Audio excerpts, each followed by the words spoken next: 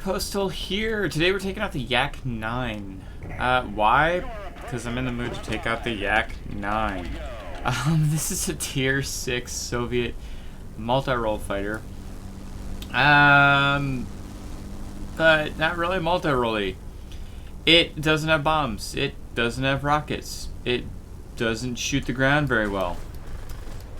So this is like less of a multi-role than even like a BVP-210 would be. But what makes it like supposedly multi-role-y? Well, there's this cannon on the front of it that does things like that. And we're gonna see if I can take advantage of said cannon and blow some things up, because that's what this cannon likes to do. It was supposedly meant for attacking the ground. I don't know how it's possible, because at least in this game, it's not very good at that. I mean, sure, you can shoot at the ground with it, but it's much better to do that kind of stuff in it. The ground ability of this particular plane isn't very good, so...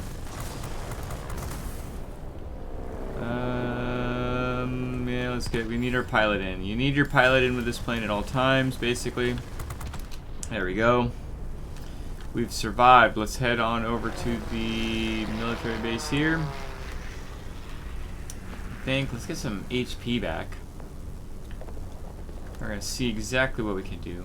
I hate these 3-sector maps, but c'est la vie. There's a real multi-role, real quotes around it. At least he's got the ability to like actually hurt the ground.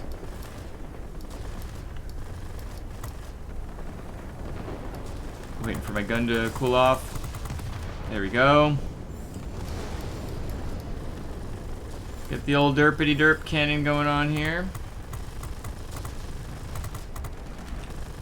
And what I like to do in my planes that can do this kind of stuff is, see right now I'm just firing my secondaries.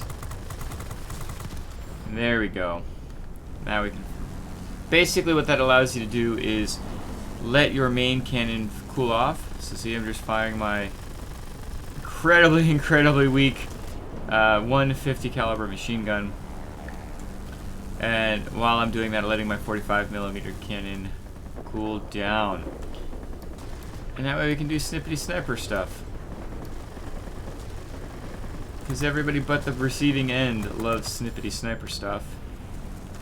I'm actually going to get this guy first. Like that. Ow, that's gotta hurt. Yeah, the Yak-9 and the Yak-9U at tier 7 are notorious for that kind of thing. Like you not even knowing that you're on somebody's radar, because there's such long range on these cannons. You don't even know that you're being shot at until you've been hit. And by then you've lost half your health, right? Or 3/4 of your health if you're that guy. Holy crap.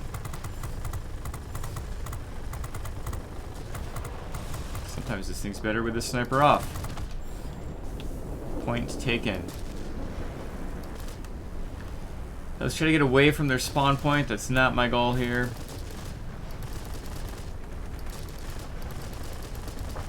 Let's just hold down the trigger now. Let's go ahead and... got complete control. No es bueno. But we'll have to take it. Alright. Let's see what else we can get ourselves into here.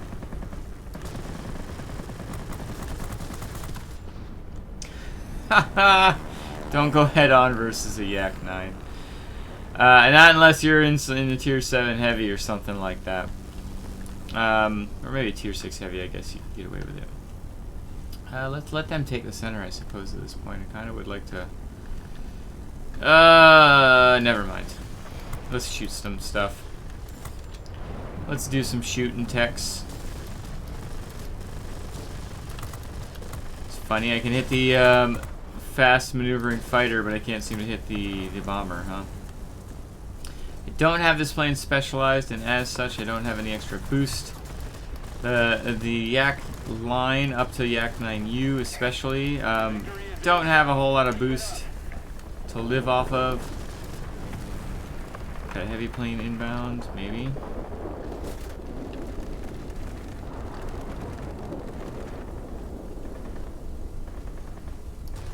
Ah, you turned. Why'd you get a turn on me? Why'd you do that? It's not what I wanted. Come on, man. Air supremacy. They didn't even get any points. Oh, well. Take advantage of what we can take advantage of. I think there's a multi-roll inbound on me.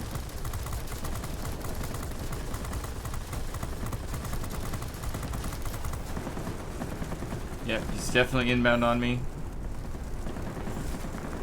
Up and over. Oh, oh well. Let's go and let's head on back. We're gonna have some fun. Oh, and we just completed our specialization of this plane. No, we don't play this plane all that often. It is a really fun plane, though. You gotta be in the right mood, right? Like so many of the derpy cannon type planes in the game, you really just have to be in the right mood to want to play that particular type of plane. The fact of the matter is, this plane has a lot of weaknesses. It's very slow. It is literally hit or miss. If your 45mm cannon is not hitting, then you're not having a good game, because your single 50 cal machine gun ain't gonna do it. That being said, if you can sync up with the gun, if you can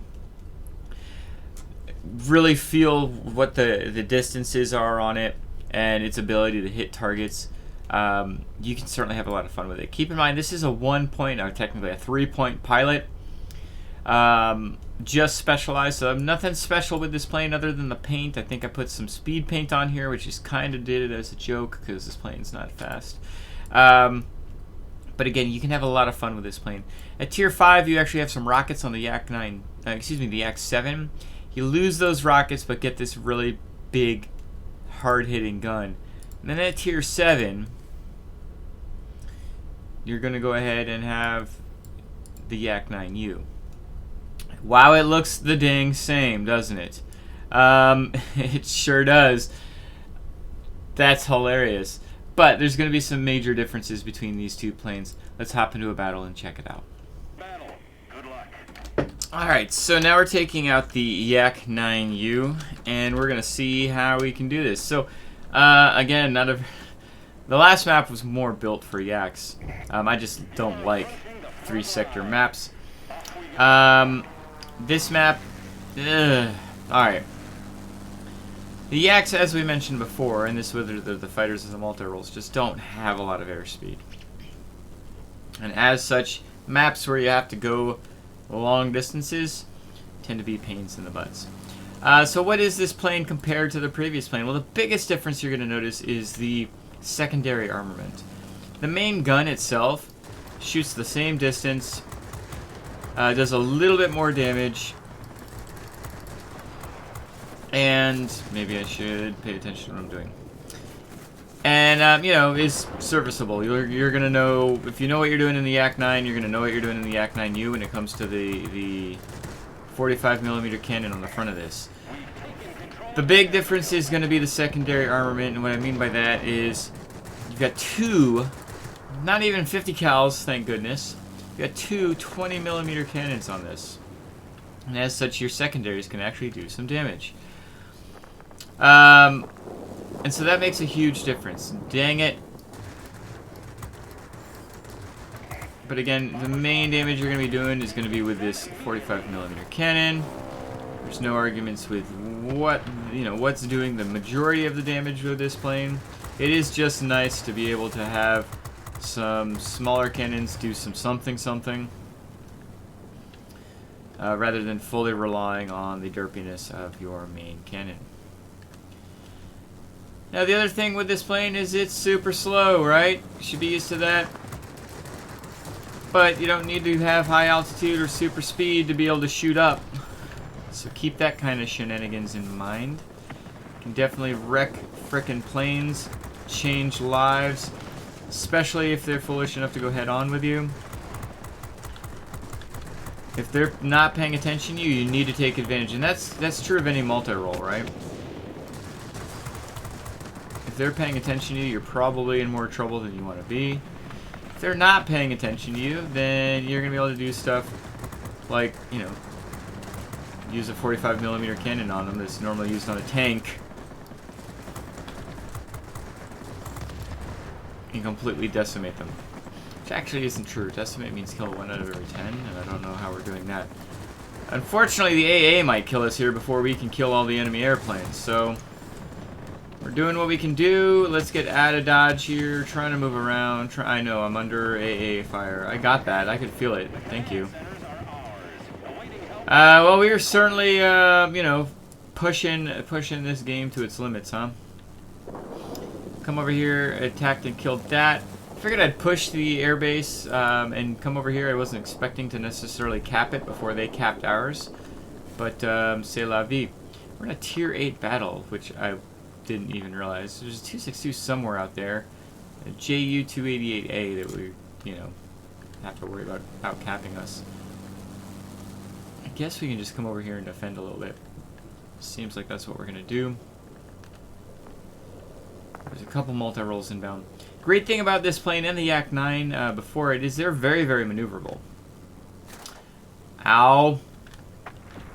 That seemed asinine. So you can defend a sector pretty well. You know, this plane does excel at getting those pot shots in, but you know, actually defending a sector, you're not going to typically have issues with that. But like any multi-role, you need to watch out for being the center of attention. If you're the center of attention, you will not survive very long. You're just not built for that. You're built for pouncing on planes that are not paying any attention to you, dealing that heavy damage before they realize you're even there, and then killing them hopefully before they have the chance to do anything else. Somehow my cannon missed all those shots, which is kind of weird. So we've got, there's a fighter inbound here somewhere.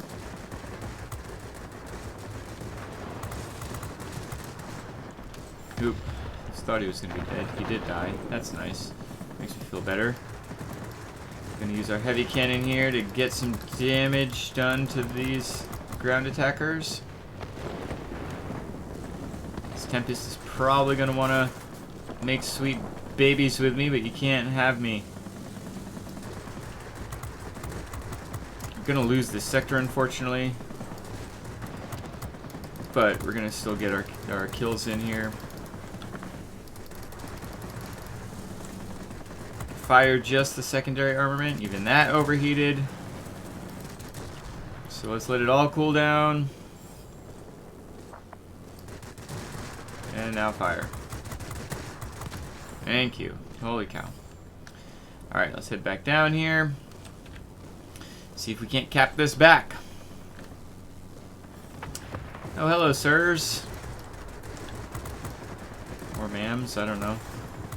Who am I to know anything? Don't know much. Nope. I definitely know one thing though, and I can't be letting that shenanigans happen. Unfortunately, getting my pilot knocked out after I already got my pilot knocked out is probably gonna not be very good. This plane needs its accuracy, in case you didn't know.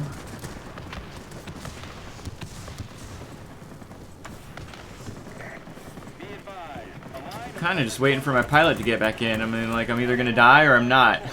Like, AA's gonna kill me or not. I don't know what's going on there. So, dang it, taking too long to flip that sector. So let's see what we can do here. Man, they're 262 quit, and we're still gonna lose this game. Can we cap this, boys? It seems like we will. So I'm gonna go under the assumption that we're going to capture that.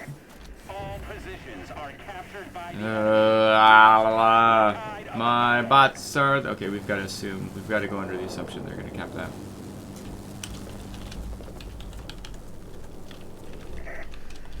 Alright, let's see if we can't... we need to get this sector captured as quickly as possible. We're still up by a fair amount of points, but we certainly cannot just sit on those. They're definitely going to be turning this game around very, very quickly. So we need to capture this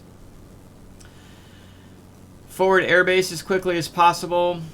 Unfortunately, like literally everybody on the enemy air defense aircraft is moving away from us, so it's just making life more difficult. Let's get our cannon on target here. There we go.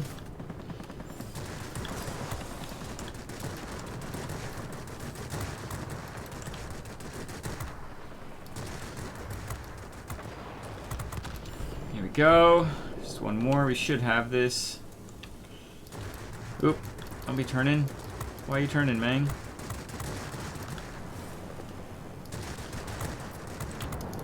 Excellent. Alright. So we've got the 2 sectors. We're still up by 40, 50 points. Let's go ahead and capture this sector as quickly as possible. Man, I wish I had some speed boost. Wish I was specialized. I've got a Key 84, which is awesome. Excellent plane, and he seems to be doing some good work as well.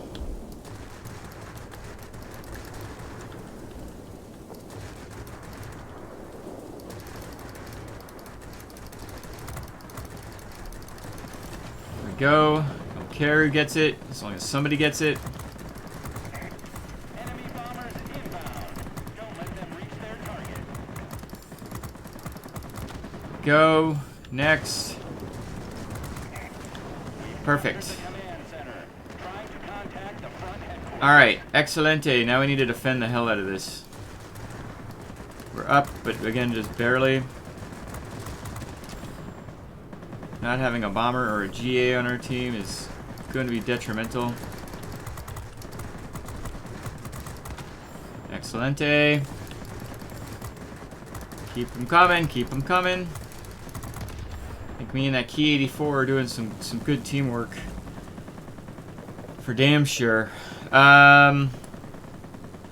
Who's inbound? We've got nothing really inbound. We're about even as far as teams are exactly even. The 262 is back, but it's too late. Whew. That one was a little bit more ridiculousness. Let's head back. Alright, so there's the Yak-9U. Very similar. Very, very similar. In fact, you've got more of an issue with the guns overheating, but it's only because you're putting out, those 20mm cannons at Tier 7, where at Tier 6 you were only putting out that single 50 cal machine gun. Same exact distance on the guns, just a little bit more damage at Tier 7. Really good teamwork with that Key 84, especially at the end. We could have been in a lot more trouble. In fact, we probably would have lost if he didn't lose his connection or whatever happened, because he did come back into the game. But that being said, like, if you like the Yak-7, you're gonna like the Yak-9 and the Yak-9U. In fact, I like the Yak-9 and the Yak-9U because all you have to do is focus on the air targets. You don't have any bombs to drop or any rockets to fire. You just focus on killing the planes that are up there. Now, do keep in mind, after the Yak-9U, the playstyle changes pretty significantly. Now, the gun setups are the same. You've got a sniper cannons, but the actual plane itself changes. You do get jets, but because of those jets, you lose all of your maneuverability. To be honest, the Su-9 jets are not the best. They can do some work.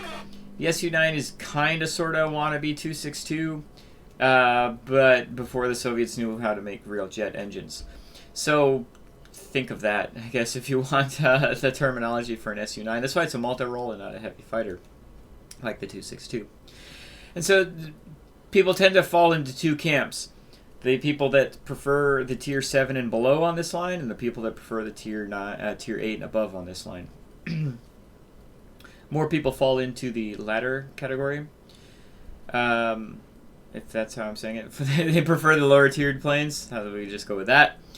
I recently got back the Su-9, and I'm not going to say it's my favorite by any means, but it's enjoyable. I actually do enjoy flying it. I don't have terrible games in it. I think a lot of it that caused me to have issues with it when I was first playing the game is I just didn't know the mechanics of the game well enough.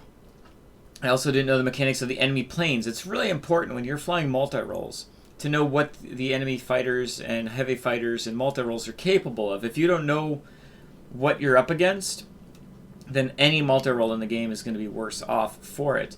Multi-roles are really good at taking advantage of the enemy's weaknesses or taking advantage of your strength compared to their weakness. And since you don't know that in the beginning of the game, multi-rolls are just a terrible option for your first, second, probably even third option in the game. That being said, multi-rolls in this game do have a place and can be very strong. You just have to be knowledgeable about where they can be impactful. And so, the Yak-9 falls right in category with that. Unlike a lot of other multi-rolls, though, it doesn't have any air-to-ground ability. The cannon just can't take out targets on the ground. It's just not built for them. Utilize this cannon for doing the snippety sniping like I was doing in these last two battles, and you will certainly have a lot of fun. I quite enjoy the Yak-9U. The tier 10 on this line, the I-215, is probably in the running for the worst tier 10 plane in the game. I do enjoy it, but again, I'm not saying it's because it's a good plane. I'm just saying it's because I can find it hilarious. You have two 57mm cannons on here, and that's it. You're either obliterating whatever you're shooting, or you're missing 90% of your shots. Guess what's happening 90% of the time. So, yeah. I go in this plane when I'm having a good day and I want to just have some fun, get the memes ready, and that's what I'm doing when I'm out in this plane. If I'm trying to win a tier 10 battle, I am not necessarily going in the I-215. It's not going to be the plane that carries the day. It can be a lot of fun, and I can say that about this entire line. The entire line can be fun. In fact, I think the least fun plane for me is probably the I-211 at tier 9. But from tier 4 to the tier 8 is fun for me now that I'm not a moron. And the tier 10 can be fun. So keep that in mind. Like, this is not a line that for people that want to dominate the game. How many of you have been in a tier 6, tier 5 battle? Hell, you could be in a tier 7 battle and get hit by a Yak-9 and lose half your health. You didn't even know the Yak-9 was there, right? Bot Yak-9s and Yak-9Us are the worst and notorious for just like changing your whole game because one of their RNG shots got you. And yeah, so it's nice being on the giving end of that rather than the receiving. And so that's why I recommend this particular line. That's why I say, you know what, it can be fun. Just go into it knowing that it can also be frustrating. And if you've got that mentality ahead of time, you're going to get less frustrated. You're going to have more fun on this overall grind. This particular pilot, just like the other pilot, only has one skill on it, and that's Marksman 1. You really want to go for Marksman 1 at least on this, and maybe Marksman 2 as your second option. Because this is really technically a fighter plane, you do want to focus on your maneuverability. Your maneuverability is quite good, although not as good as some of the fighters, or most of the fighters that are out there, I should say. My equipment build on both these planes is the same, as they're both unspecialized, and it's simply working on my accuracy and working on my maneuverability.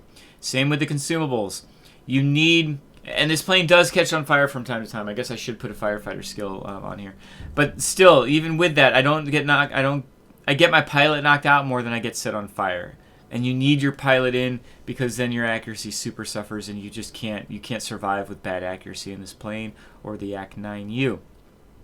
I've got on here pneumatic control assist. I put on universal ammo. It's not a necessity. I just use it because I do enough damage to warrant the $6,000 credit.